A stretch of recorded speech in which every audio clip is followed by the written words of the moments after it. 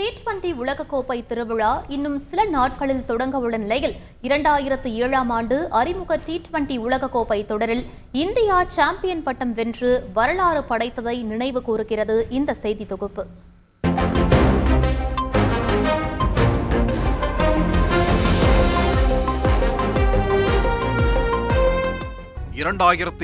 ஆண்டு முதல் முறையாக அறிமுகப்படுத்தப்பட்ட T20 உலகக்கோப்பை கிரிக்கெட் தொடர் வேகப்பந்து வீச்சாளர்களின் சொர்க்கபுரியான தென்னாப்பிரிக்காவில் நடைபெற்றது.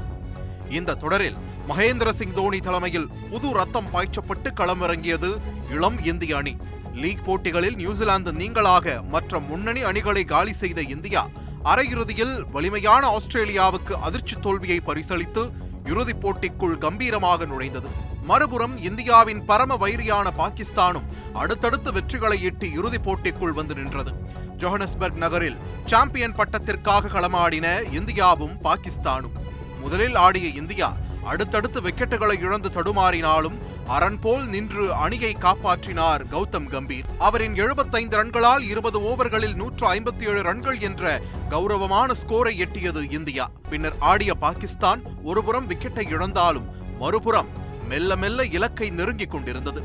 கடைசி ஓவரில் பாகிஸ்தானின் வெற்றிக்கு 13 ரன்கள் தேவைப்பட யாருமே எதிர்பாராத விதமாக வேகப்பந்து வீச்சாளர் ஜோகிந்தர் சர்மாவிடம் பந்தை தந்தார் தோனி.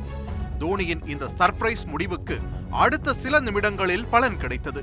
ஜோகிந்தரின் பவுலிங்கில் ஸ்கூப் அடித்த மிஸ்பா ஸ்ரீசாந்திடம் கேட்சாக 5 ரன்கள் வித்தியாசத்தில் த்ரில் வெற்றி பெற்ற இந்தியா முதல் T20 உலகக்கோப்பையை முத்தமிட்டு கிரிக்கெட் உலகை வியக்க வைத்தது. பின் நாட்களில் மாபெரும் தலைவனாக மகேந்திர சிங் தோனி மாற அடித்தளமாக அமைந்தது 2007ஆம் ஆண்டு T20 உலகக்கோப்பை தொடர்.